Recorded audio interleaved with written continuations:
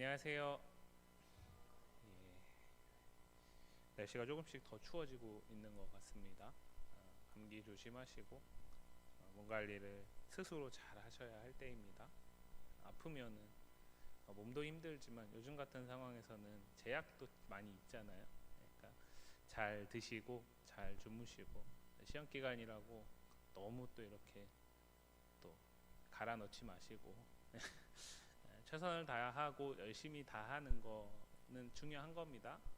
그런데 이제 더 중요한 건 뭐냐면, 여러분들에게는 이제 예수님이 함께 하시잖아요. 예수님이 함께 하신다라는 게 여러분들에게 그분이 일하실 여지를 남겨둘 수 있는 게 되기를 원해요. 내가 열심히 하고 내가 수고하는 것만으로 인생이 그 결과를 늘 낳을 수는 없거든요. 그렇기 때문에 우리에게 예수님이 있다라는 게 소망이 될 수 있는 거죠. 여러분들의 예수님이 그런 분이 되길 원해요. 특별히 시험 기간을 보내면서 또 대입의 결과를 이제 맞고 대입 이후의 전형들을 준비해 나가는 여러분들에게 여러분들이 믿는 예수님이 그런 분이 되기를 원합니다. 우리가 보이지 않는 예수님을 우리의 소망으로 삼는다라는 것이 얼마나 불가능한 일인지를 우리는 오늘 말씀을 통해서 볼 텐데요. 오늘 말씀에서 우리는 한 사람을 만나게 됩니다. 이 한 사람은 참 그리스도인들에게 그가 원치 않는 낙인이 찍혀 있는 사람이에요. 이 사람은 예수님의 제자임에도 불구하고 예수님을 믿지 못했던 대표적인 사람이라고 우리는 알고 있습니다. 이 사람 어떤 사람이냐면, 예수님이 부활하신 이후에 제자들을 만나러 오셨는데 제자들이 그 처음에 예수님이 오셨을 때에 이 사람이 여기 있지 않았어요. 근데 이제 제자들이 예수님을 확인했잖아요. 그러니까 부활하신 예수님을 만난 이후에 너무나 기뻐가지고 후에 그 제자를 만났을 때 예수님이 부활하셨어, 우리 주님이 부활하셨어 라고 얘기를 하니까 이 사람이 뭐라고 얘기하냐면, 그게 말이 되냐고, 내가 십자가에서 죽으시는 걸 다 봤는데 그분이 어떻게 부활하냐고, 그러면서 뭐라고 얘기하냐면, 내가 그 못자국을 만져보고 창자국에 손을 넣어보지 않고서는 믿지 않겠다라고 얘기를 하죠. 그 말 때문에 불신의 대명사로 남아있는 이 사람 누구죠? 도마라는 사람입니다. 도마라는 사람이에요. 근데 한번 잘 생각해 보세요. 제자들, 여러분들 가령 제가 누군가가 죽었는데 그 사람이 다시 살아났다라는 걸 제가 봤어요. 그런데 여러분들은 못 봤습니다. 제가 여러분들에게 그 사람이 우리가 죽은 줄 알았는데 다시 살아나서 내 앞에 나타났어 얘기하면 여러분들 제 말만 듣고 믿을 수 있어요? 못 믿죠. 그죠? 그게 지극히 상식적인 거잖아요. 그죠? 제 말만 믿고 못 믿어요. 그렇기 때문에 여러분들도 믿을 수 있으려면 어떻게 되겠어요? 여러분들도 보아야 믿을 수 있겠죠. 그죠? 보게 되면 부인할 수가 없게 되죠. 보게 되면. 그렇기 때문에 우리는 생각해 봐야 됩니다. 이 도마라는 사람이 진짜로 믿음이 없어서 예수님이 지금 책망하고 있는 것인가? 또 한 가지는, 그러면은 도마가 없을 때 부활하신 예수님을 만났던 이 나머지 제자들은 10명이겠죠? 이 10명의 제자들은 예수님의 부활을 정말 안 보고 믿은 건가 생각을 해봐야 됩니다. 그런데 오늘 본문을 잘 보시면 우리가 함께 읽었던 24절 말씀 보시면, 12제자 중에 하나로서 디두모라 불리는 도마는 예수께서 오셨을 때 함께 있지 않았다 그랬습니다. 자, 잘 보세요. 제자들이 예수님을 찾아간 겁니까? 아니면 예수님이 제자들에게 오신 건가요? 오신 거죠. 제자들이 부활하신 예수님을 찾기 위해서, 가령 예를 들어서 예수님이 돌아가시기 전에 제자들에게 이야기했잖아요. 내가 3일 만에 내가 십자가를 지고 죽을 거다. 그리고 3일 만에 내가 다시 살아날 거다. 이야기를 했습니다. 그 말씀을 믿고 예수님이 십자가에서 돌아가신 이후에 3일째가 돼서 제자들이 막 부활하신 예수님을 찾으러 다닌 게 아니라는 거예요. 오히려 예수님께서 제자들을 찾아오셨어요. 분명히 그때 제자들은 낙담하고 있었을 것이고 또 한편으론 두려움에 잡혀 있었을 거예요. 왜 우리가 그렇게 생각해 볼 수 있냐면 예수님이 신문당하실 때 우리가 알고 있는 베드로가 예수님을 3번 부인하잖아요. 그죠? 물론 예수님이 말씀하신 것이 성취된 거지만 베드로가 왜 예수님을 3번이나 부인을 했을까요? 그 부인하는 과정 속의 말씀을 보면 지나가던 한 사람들이 지나가던 여종이 이렇게 나오죠.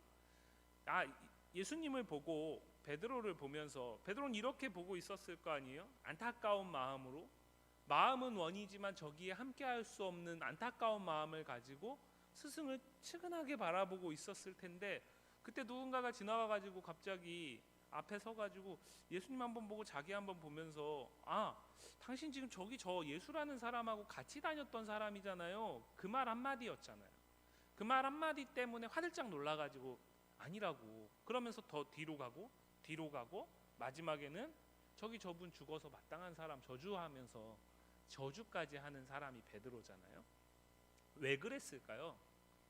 만약에 거기에서 용기 있게 맞아요, 내가 그런 사람이에요, 예수님이 잡혀가실 때 칼 뽑아가지고 그 대사장의 종의 귀를 베던 그 베드로였다면 맞다고 그래서 어쩌라고 이랬을 거란 말이죠. 근데 그러면 어떻게 됐을까요?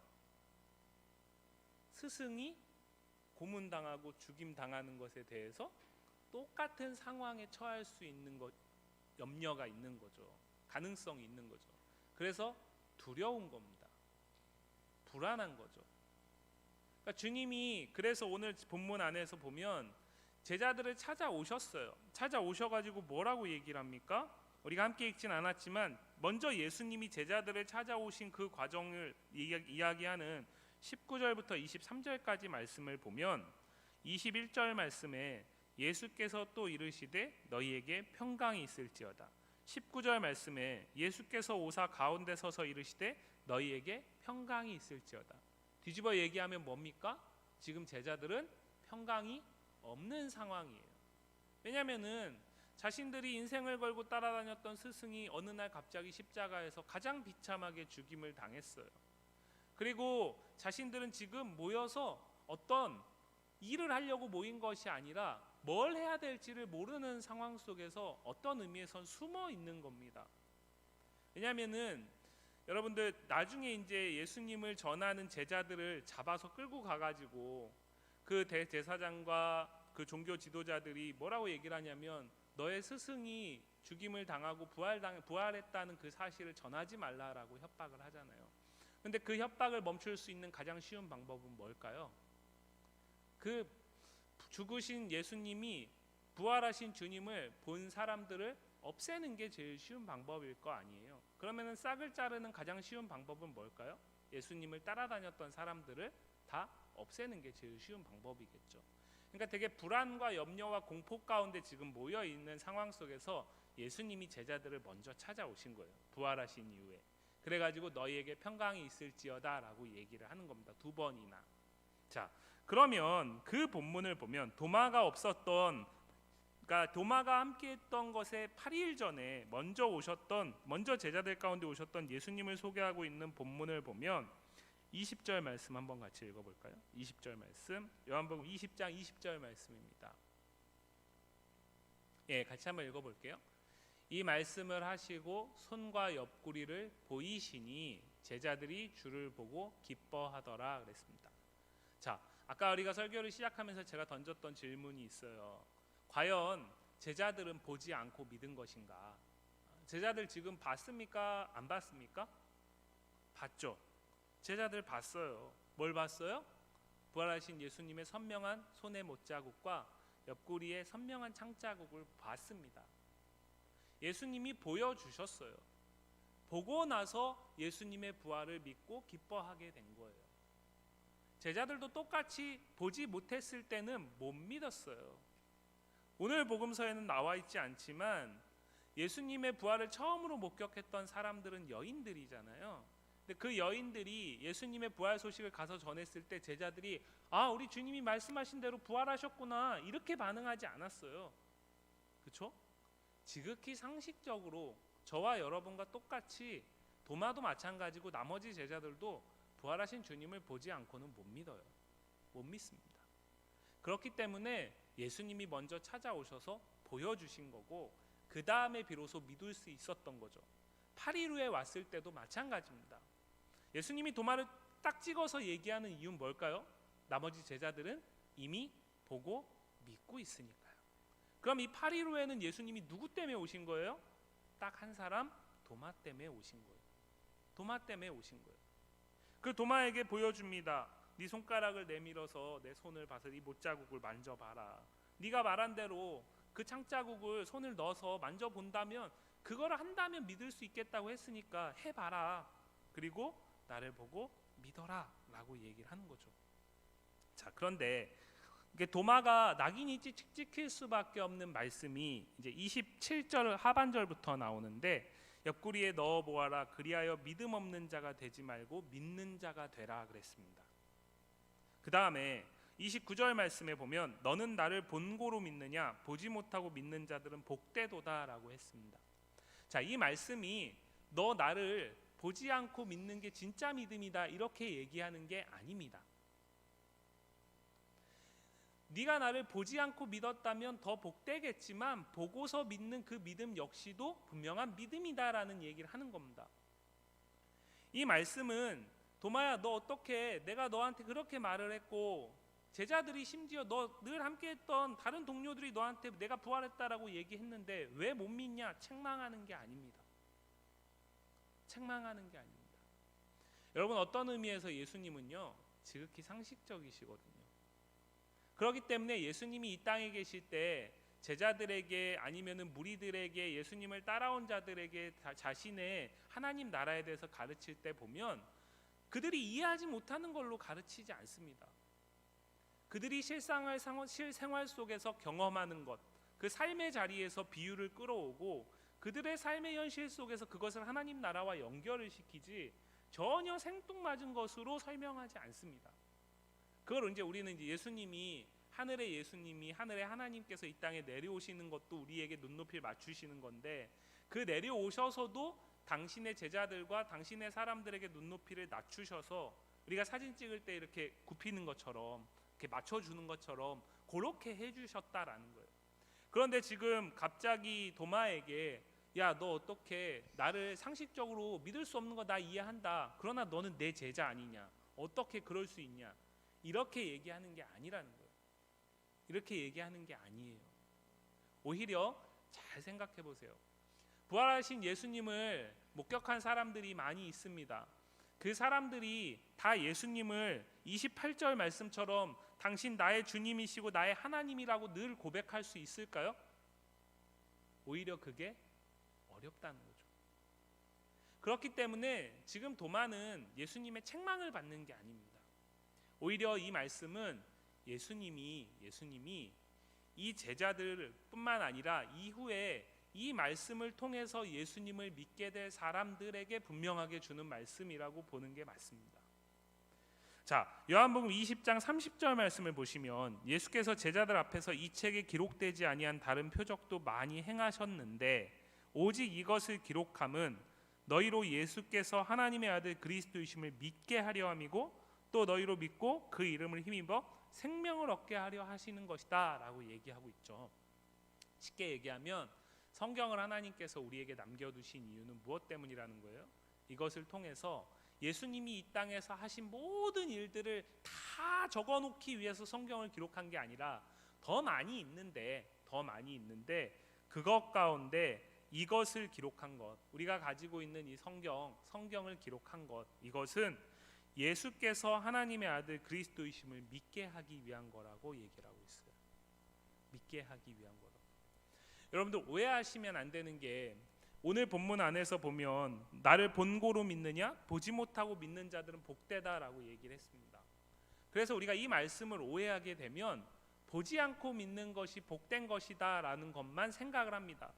중요한 건 뭐냐면 오늘 본문 안에서 보지 않고 믿는 믿음이 뭐냐는 거죠. 보지 않고 믿는 믿음이 그냥 맹목적이고 그냥 안 믿어지는데 믿으라고 하니까 억지로 믿는 믿음이 아닙니다. 오늘 본문 안에서 제자들이 예수님의 부활하심을 믿을 수 있었던 출발점은 무엇이죠? 예수님이 제자들에게 당신을 보여주셨기 때문이에요. 도마가 예수님을 믿을 수 있었던 이유는 뭡니까? 예수님이 오셔서 당신을 보여주셨기 때문입니다. 그 이후에 우리가 예수님을 믿을 수 있는 이유도 무엇이냐면 예수님이 당신을 우리에게 보여주시기 때문입니다. 그럼 여러분들 예수님을 봤습니까? 예수님을 보셨어요? 부활하신 예수님을 만났습니까? 아니죠. 그죠? 그런데 우린 예수님을 믿어요. 어떻게요? 이 성경을 봄으로써 믿는 거죠. 왜냐하면 오늘 20장 31절에서 얘기하는 것처럼 성경은 어떤 목적으로요? 예수께서 하나님의 아들 그리스도이심을 믿게 하고 그를 믿고 그 이름을 힘입어 생명을 얻게 하기 위한 분명한 목적을 가지고 우리에게 주어졌기 때문에 우리는 다 지금 성경책을 들고 있는 거잖아요. 부활하신 예수님을 우리의 눈으로 보지 못하지만 우리는 예수님을 믿어요. 그죠? 성경을 통해서 예수님을 보죠. 성경을 통해서 예수님이 당신이 누구신지를 우리에게 먼저 보이시기 때문에 그것을 봄으로써 믿는 거예요.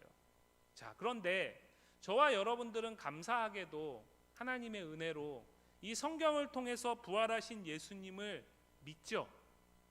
그리고 그분을 나의 주요 나의 하나님으로 고백합니다. 그런데 세상에 있는 모든 사람들이 이 성경을 통해서 부활하신 예수님을 믿을 수 있을까요? 세상에 있는 모든 사람들이 이 성경을 펼치면 그 안에서 예수님이 나의 주님이시고 나의 하나님이라고 고백할까요? 그렇지 않습니다. 오히려 이 성경을 가장 많이 연구하는 사람은 예수님이 부활하셨다라는 것을 부정하기 위한 목적으로 성경을 연구해요. 호랑이를 잡으려면 어디에 들어가야 돼요? 우리의 속담에 있잖아요. 호랑이 굴에 들어가야 되잖아요. 그죠? 누군가가 예수님이 신화다 또는 예수님이 부활하신 게 사기다 라는 거를 말하고 싶어요. 그러면은 가장 확실한 방법이 뭐겠어요? 성경이 가짜다라는 거를 밝히면 될 거 아니에요. 그죠? 성경이 가짜다라는 거를 밝히면 예수님의 부활은 무너지는 거예요. 그래서 수없이 많은 사람들이 이 성경을 그런 목적으로 연구합니다. 그래서 오늘 보지 않고 믿는 자들이 복되다라는 얘기는 오늘 본문 안에서는 제자들이 부활하신 예수님을 두 눈으로 봤잖아요. 두 눈으로. 제가 여러분들을 보고 있는 것처럼 두 눈으로 봤어요. 그래서 그들은 부인할 수가 없어요. 심지어 도마는 절대 부인할 수 없죠. 8일 전에는 절대로 내가 믿을 수 없다라고 얘기했던 도마이지만 예수님이 도마에게 당신을 보이셨을 때에 그 못자국과 창자국을 손을 만지고 넣어봤을 때에 아멘하지 않을 수 없었던 거예요. 그렇게 믿게 하셨어요. 두 눈으로 보여줌으로써. 문제는 뭐냐면 그 주님이 이제는 이 땅에 안 계시다는 거죠. 이 땅에 안 계시다라는 거예요. 여러분, 우리가 가지고 있는 이 성경은 예수님 당시의 제자들을 위해서 기록한 것이 아니라 그 제자들을 통해서 복음을 듣고 예수님이 나를 위해 죽으셨구나, 그리고 그분이 나를 위해 부활하셨구나, 그 안에 내게 소망이 있구나라는 것을 믿게 하기 위한 목적으로 주어졌다라는 얘기를 하는 거예요. 그러면 우리에게도 보여줘야 될 거 아니에요. 봐야 믿을 수 있을 거 아니에요. 그렇죠? 봐야 믿을 수 있을 거 아니에요.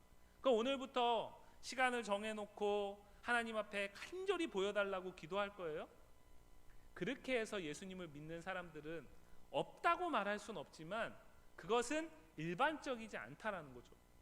그래서 오늘 29절 말씀에서 보지 못하고 믿는 자들이 복되다라고 얘기하는 이것은 두 눈으로 실체로 부활하신 예수님의 육체를 보지 못하고도 무엇을 통해서요? 성경을 통해서 그 예수님의 부활하심을 의심하지 않고 믿고 있는 저와 여러분이 복되다라고 얘기를 하는 거예요. 자, 중요한 건 뭘까요? 우리는 예수님이 당신을 우리에게 보이시는 것만큼 알 수 있고 믿을 수 있어요. 그렇죠? 오늘 예수님이 부활하셔서 제자들에게 오셨기 때문에 그들이 믿을 수 있었던 거예요. 뒤집어 얘기하면 제자들이 아닌 사람들은 못 믿어요. 가령 예수님을 십자가에 못 박은 사람들이나 아니면 그 신문을 했던 그 당시의 권력자들은 믿지 못해요. 왜요? 못 봤으니까요. 보여주지 않으셨어요. 자, 중요한 건 뭘까요? 오늘 우리에게 예수님은 당신을 성경을 통해서 보여주십니다. 성경을 통해서 보여주세요. 자, 그러면 모두가 예수님을 이해하고 예수님을 알고 믿는 수준이 같을까요? 다를까요? 다릅니다. 왜요? 누군가는 성경의 일부만을 통해서 예수님을 믿고 있고요. 누군가는 그 믿음이 더 예수님을 알고자 하는 마음으로 연결돼서 지금도 성경을 펼치고 있으니까요. 다시 말씀드려서 우리의 믿음이 복된 믿음이다라는 얘기는 예수님이 우리에게 예수님을 믿게 하시기 위해서, 상식적으로는 절대로 믿을 수 없는 부활하셨다라는 그 사실을 믿게 하기 위해서, 그래서 그 믿음 안에서 영원한 생명이 있다라는 것을 우리에게 보여주시기 위해서 성경을 우리에게 주셨는데, 이것을 펼침으로써 이 안에서 그 예수님이 나의 주님이시구나, 나의 하나님이시구나 라는 고백을 할 수 있는 사람, 그 믿음을 가질 수 있는 사람이 복되다라고 얘기를 하는 거예요. 나아가서 그 복된 믿음은 무엇을 가능하게 할까요? 그 예수님을 더 알고 싶어지겠죠.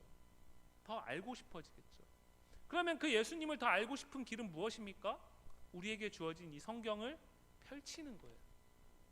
여러분, 성경은 우리가 믿음을 가지게 할 뿐만 아니라 그 믿음을 자라게 하고요, 그 믿음을 강하게 하는 하나님이 우리에게 주신 유일한 도구입니다. 그래서 여러분들이 성경 읽기표를 매주 하고 또 분기별로 저희가 시상을 하는 이유가 뭐겠어요? 그거 가지고 그거 받고 안 받고 뭐가 그렇게 중요합니까? 그렇게 해서라도 동기부여를 시키고 한 번이라도 더 성경을 펼치게 하고자 하는 마음이 있는 거예요. 왜냐? 여러분들이 성경 읽기표를 열심히 한다고 저와 부장님에게, 선생님들에게 무슨 유익이 있겠어요? 저희에게는 아무 유익이 없어요. 오히려 저희에게는 재정이 나가는 일이잖아요. 근데 여러분들에겐 유익이 있죠. 왜요? 이 성경을 펼침으로써 이 안에서 누구를? 예수님을 더 만날 수 있으니까요. 예수님을 더 볼 수 있으니까요. 보지 않고도 이 성경을 펼침으로써 이 안에서 예수님을 믿을 수 있고 복되다라고 하나님께 나아갈 수 있으니까요. 그렇기 때문에 오늘 우리에게 성경은 여전히 유일한 믿음의 도구인 거예요. 오늘 사도 요한은 그 얘기를 하고 있어요. 여러분, 서두에 제가 그런 말씀을 드렸어요. 여러분들이 지금 시험 기간을 보내고 있고 또 대입 결과를 받고 이후에 전형을 이제 준비하고 나아가는 여러분들의 그 불안하고 염려하고 걱정스러운 그 현실 속에서 여러분들이 믿는, 내가 믿는 예수님의 부활하심이, 예수님이 여러분들에게 소망이 되기를 원한다고 말했어요. 여러분들, 왜 우리는 불안할까요? 당장 내가 맞게 되는 점수는 내 눈에 보여요. 그죠? 내가 받게 되는 그 결과는 내 눈에 보입니다. 성공이라는 결과도 내 눈에 보여요. 그래서 기쁨이죠. 만족이죠. 실패라는 결과도 내 눈에 보입니다. 그래서 불안하고 염려하는 거예요. 그런데 예수님이 소망이 될 수 있으려면 내 눈에 보이는 그분보다, 비록 내 눈에는 보이지 않지만 그분이 더 내게 믿을 수 있는 분이 되어야 돼요. 왜 여러분들 또래가 그렇게 대학에 목을 맬까요? 왜 그렇게 점수에 목을 맬까요? 그것이 여러분들의 인생의 출발점의 스타트점을 바꾼다라고 세상이 얘기하고 있기 때문에 그래요. 세상에서는 끊임없이 여러분들에게 보이는 것에 집중하라고 얘기를 해요. 그런데 오늘 본문은 뭐라고 얘기합니까? 예수님은 가장 복된 자는 보지 않고 믿는 것이다 라고 얘기를 하죠. 지금 우리의 두 눈에 예수님은 보이지 않아요. 예수님이 부활하심이 믿어지시나요? 그분이 부활하심이 나 또한 부활할 수 있다라는 소망으로 연결되고 있습니까? 그 부활 이후에 나에게는 영원한 생명이 있고 그곳에서 나는 하나님과 영원히 더불어 먹고 마시는 참된, 세상에선 절대로 누릴 수 없는 기쁨이 내게 약속되어 있다라는 것이 기대되어지시나요? 그러한 사람에게는 지금 보이지 않지만 그 예수님을 믿는 믿음이 내 삶에서 늘 최우선에 있는 거예요. 그러나 그렇지 않을 땐 어떨까요? 이분이 보이지 않기 때문에 사람은 보이는 걸 의지하게 돼 있어요. 그게 누군가에게는 사람일 수 있고요, 누군가에게는 물질일 수 있고, 누군가에게는 내가 원하는, 내가 나름대로 추구하는 목표와 그에 합당한 결과일 수 있습니다. 문제는 내 뜻대로 안 된다는 거죠. 내 뜻대로 늘 안 된다는 거예요. 그렇기 때문에 오늘 예수님은 이야기하는 겁니다. 성경을 통해서 예수께서 하나님의 아들 그리스도이심을 믿는 그 믿음, 그 믿음 안에서 내게 영원한 생명이 있다라는 그것을 보이지 않지만 성경을 통해서 이게 내 눈앞에 펼쳐지는 것처럼 봄으로써 믿는 자들, 그 사람이 복되다라고 얘기하는 거예요. 절대로 덮어놓고 믿으시면 안 돼요. 절대로 성경을 덮어놓고 우리 목사님이 얘기하니까 그거 무조건 믿어야지, 이거가 좋은 믿음이 아닙니다. 그게 제 마음을 절대로 기쁘게 하지 않습니다. 왜요? 저는 또 여러분들하고 똑같아요. 저는 연약한 사람이에요. 저는 똑같이 죄인이었다가 하나님의 은혜로 그 죄가 지금 덮여진 자이지 완전한 사람이 아니에요.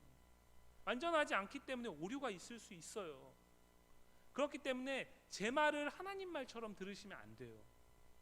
우리가 하나님의 말씀이라고 설교를 지금 우리가 아까 이제 초원이가 기도할 때도 얘기했지만 하나님의 말씀을 듣는 시간이잖아요.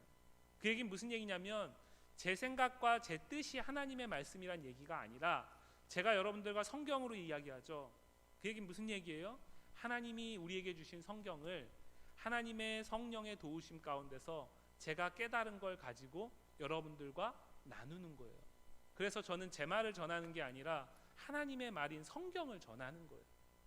그렇기 때문에 이 성경을 우리는 하나님의 말씀으로, 제 말을 여러분들이 하나님의 말씀으로 이 시간 받아들이는 거지, 제가 하는 모든 얘기가 100% 팩트다, 진리다, 무조건 그래서 믿어야 된다, 그것은 위험합니다. 그래서 제일 좋은 믿음은 뭐냐면, 이 시간 저와 여러분들이 말씀을 나눴습니다. 그럼 이제 끝나요. 이제 선생님들하고 이제 분반을 하잖아요. 그 시간 가운데 말씀을 다시 한번 선생님들하고 쉐어링을 하잖아요. 그 시간 가운데 혹 의문이 있다면 서로 물어보실 수 있으셔야 돼요. 그리고 그것이 정말 그러한지를 뭐로요? 성경을 통해서 확인하셔야 돼요. 그거를 봐야 이게 진짜구나 되는 거죠. 제자들이 도마 없을 때에 예수님이 오셨을 때 부활하신 주님을 봤습니다. 그런데 그들에게 얘기했을 때 도마가 믿지 않았어요. 그들이 얘기했을 때 믿지 않았어요. 왜요? 나는 못 봤으니까요. 저와 여러분들의 선생님들은 여러분들보다 조금 더 성경을 알고 있습니다. 그래서 우리에게는 이미 봤기 때문에 그거 무조건 아멘인 게 있어요. 근데 여러분들에겐 그렇지 않은 게 있을 수 있잖아요. 그렇죠? 그때에 펼치셔야 된다라는 거예요. 펼치셔야 돼요. 그래서 이게 내가 봤잖아요. 그러면 그때 뭐가 되는 거예요? 나의 주요, 나의 하나님이 되는 거예요. 이게 중요해요. 여러분들 무엇으로 예수님을 믿고 있습니까? 어려서부터 내가 태어날 때부터 내 부모님이 신앙을 가졌기 때문에 나는 예수님을 믿을 수밖에 없는 운명이라고 생각합니까? 하나님은 운명론자 아닙니다. 여러분들 믿으라고 하니까, 믿어야 하니까, 안 믿으면 안 되니까 그래서 예수님을 믿습니까? 하나님은 그렇게 억지로 믿음을 주지 않습니다. 하나님 우리에게 선명한 방법을 주셨어요. 성경을 주셨어요. 성경을 펼치시고 이 성경을 통해서 보이지 않는 예수님을 보는 것과 같이 하나하나 확인해 나가셔야 돼요. 그럴 때에 어떤 상황에서도 절대로 무너지지 않는 견고한 진과 같은 믿음을 가질 수 있어요. 바라기는 여러분들이, 우리 청소년부 모든 친구들이 여러분들에게 주어진 성경이 정말 인생의 최고의 보물이 되기를 원해요. 이것을 통해서만 우리는 예수님을 믿을 수 있어요. 이것을 통해서만 우리의 믿음은 더욱더 견고해질 수 있어요. 세상의 어떤 말도, 세상의 어떤 소리도, 엄청나게 뛰어난 그 어떤 강사도 우리에게 예수님을 가르쳐 줄 수는 없어요. 예수님을 믿게 할 수는 없어요. 그러나 성경은 우리에게 예수님을 믿게 할 수 있어요. 그 예수님을 믿고 상식적으로 내가 어떻게 믿어? 부활하신 걸 보질 못했는데 성경을 통해서 보는 것과 같이 믿을 수 있어요. 수없이 많은 여러분들의 믿음의 선배들이, 그리고 이 자리에 있는 여러분들이 바로 성경을 통해서 그 예수님을 믿고 있는 거잖아요. 앞으로 여러분들에게 성경이 그렇게 쓰임 받기를 원해요. 그래서 우리에게 하나님은 성령을 주신 거예요. 지난주에도 말씀드렸지만 성령이 하는 일은, 가장 중요한 일은, 성령은 하나님의 말씀을 깨닫게 합니다. 하나님의 말씀을 깨닫게 해서 세상의 처세를 가르쳐 주는 게 아니라 예수님이 누구신가를 알게 해요. 알아야 믿을 거 아니에요. 봐야 믿는 것처럼. 그렇기 때문에 저와 여러분들에게 하나님은 성령으로 늘 함께 하시는 거예요. 왜요? 그 성령을 통해서만 성경을 펼쳤을 때 예수님을 만날 수 있으니까요. 그 성령이 저와 여러분들을 도우시고 함께 하시고 조언하시고 상담하시면서 누구께로요? 예수님께로 더 나아가게 한다라는 거죠. 이 성경을 우리에게 주신 이 목적을 성령을 통해서 온전히 이루어 나가는 저와 여러분이 되기를 간절히